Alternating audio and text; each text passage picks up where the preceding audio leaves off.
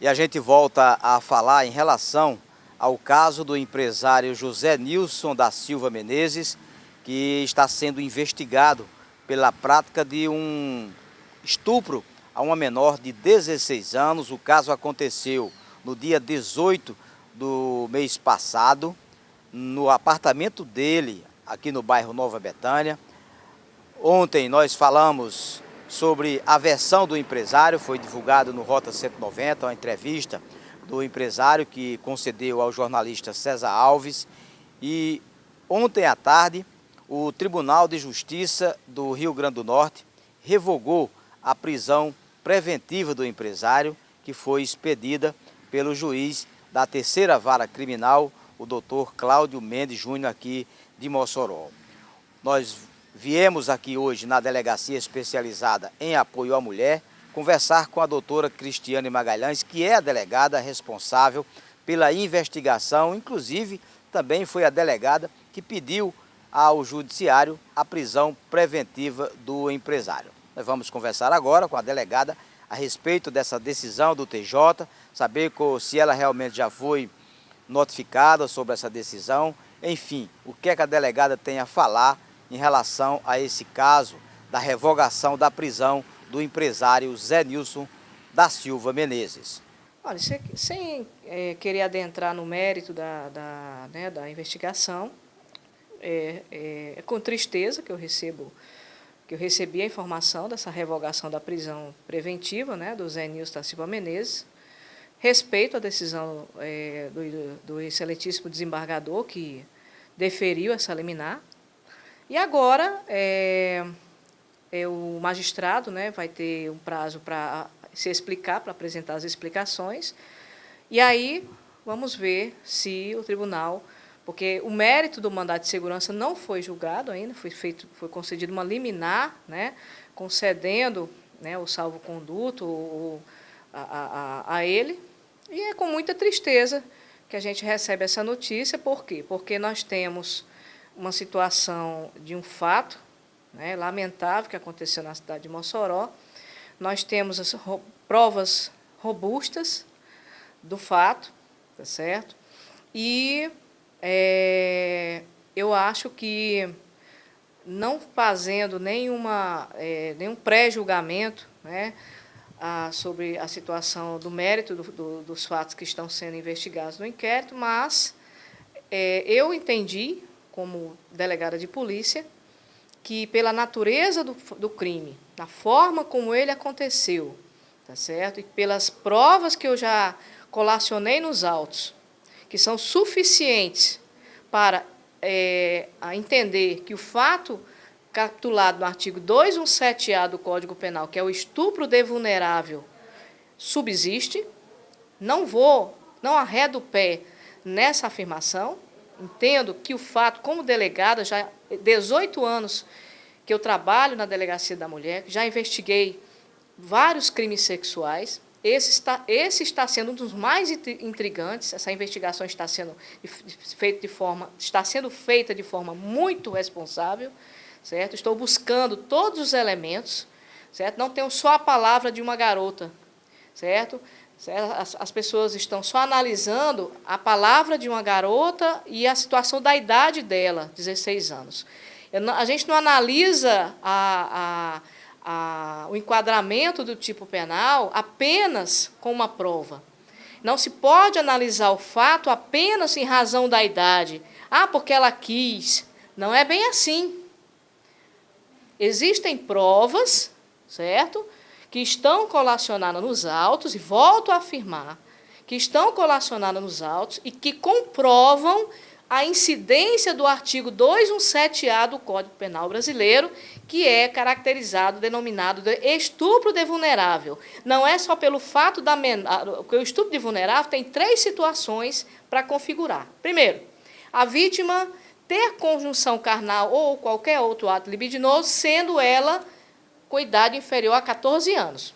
Com consentimento da menor, é crime. A vítima ser alienada ou débil mental é crime. Feito o exame de sanidade mental na vítima, ela pode ter qualquer idade, sendo ela alienada ou débil mental, ela também é vítima de estupro de vulnerável, através do exame de sanidade mental que se for atestado pelas autoridades, pelos psiquiatras médicas, né? E existe também a situação de vulnerabilidade, que é a última parte do parágrafo 1º do artigo 217-A do Código Penal, que fala da vítima não poder oferecer resistência em razão de qualquer outra causa. E essa outra causa, segundo a doutrina, envolve a pessoa estar drogada, está dormindo, está embriagada. E é nessa tese, e é nesse ponto, que eu afirmo que o crime existe, porque ela estava embriagada. E eu tenho provas suficientes que já apresentei ao promotor, ao juiz, e eles já estão com essas provas de que a vítima estava embriagada, tá certo? Não houve aniversário nenhum, tá? Não teve bolinho nenhum no restaurante, não teve aniversário de ninguém. Foi simplesmente uma situação em que a jovem foi atraída para o local, lá foi embriagada, entendeu? Tinha cachaça, não tinha salgadinho, não tinha bolo, não tinha nada. E ela foi embriagada e esse indivíduo se aproveitou dessa situação, tá certo? Para manter relação sexual com ela. Então, a embriaguez descaracteriza o consentimento, porque o consentimento da vítima, numa situação de embriaguez, a torna incapaz de compreender a situação que está vivendo. Ela estava entorpecida em razão da embriaguez. Ele certo? estava só, doutora?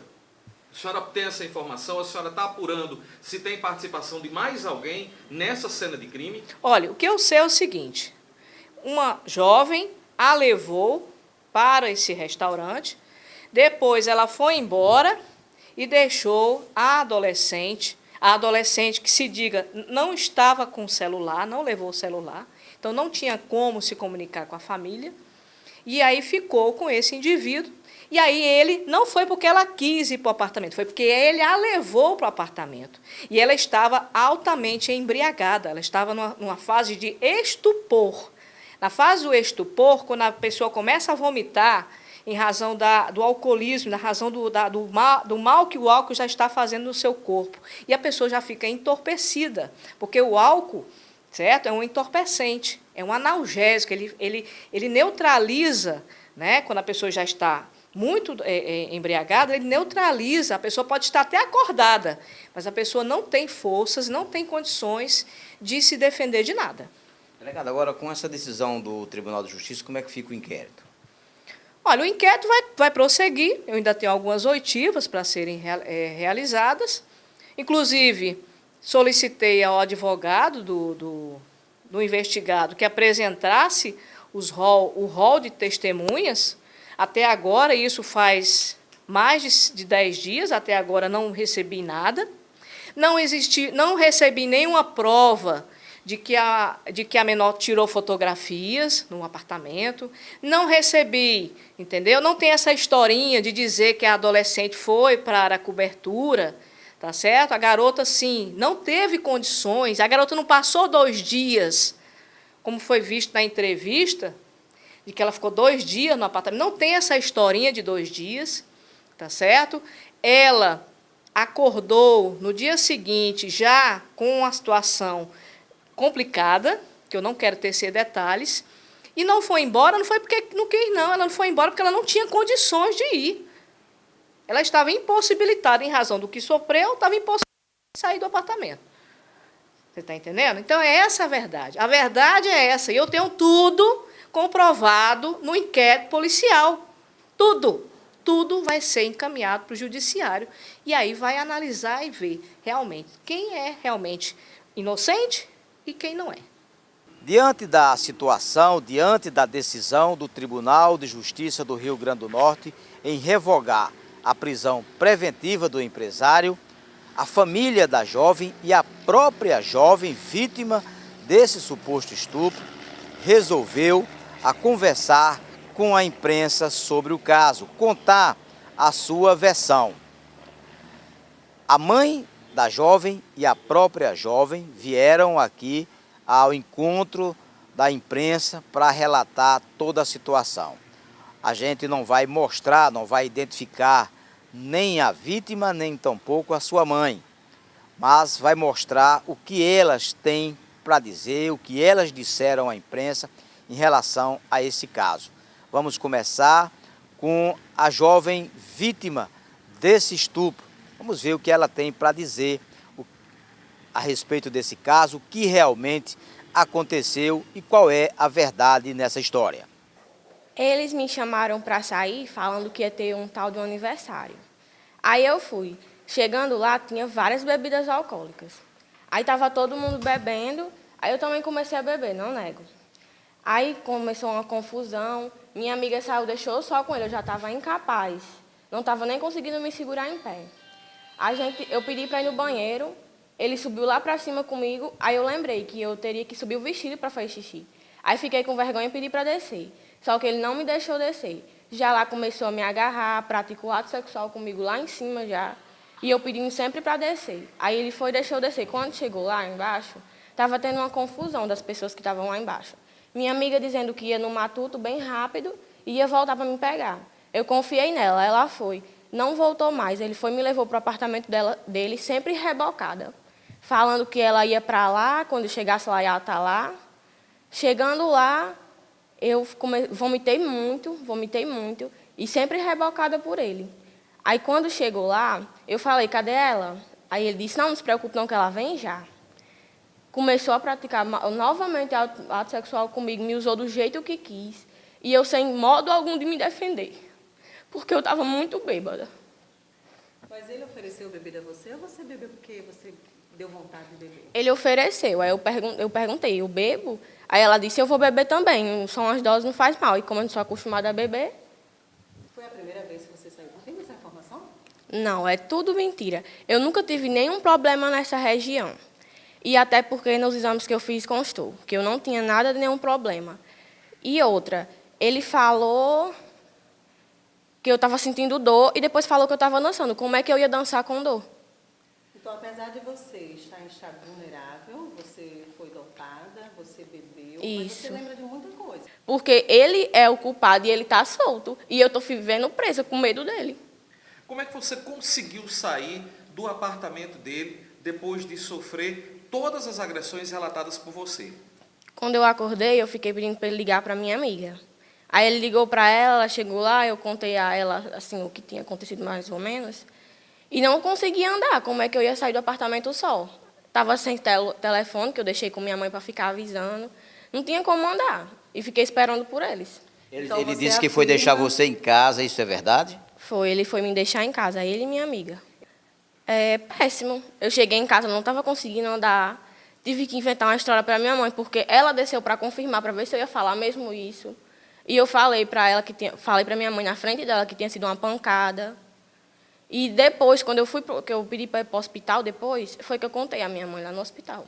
Em algum momento ele pediu para você contar uma outra história aos seus familiares, que não fosse a do ato sexual que ele praticou com você? Isso, ele perguntou, o que é que você vai falar para sua mãe? Eu disse, não se preocupe, que eu vou inventar uma história. Já com medo do que ele poderia fazer comigo, né, lá no apartamento dele. Nós queríamos só, mais uma vez, lembrar que essa entrevista foi por consentimento da própria vítima e também da mãe dela. Não foi a imprensa que pediu, e sim elas resolveram falar sobre esse caso depois da decisão do Tribunal de Justiça que revogou a prisão do investigado neste crime de estupro. Vamos ouvir então agora a mãe da jovem, que está decepcionada com a justiça.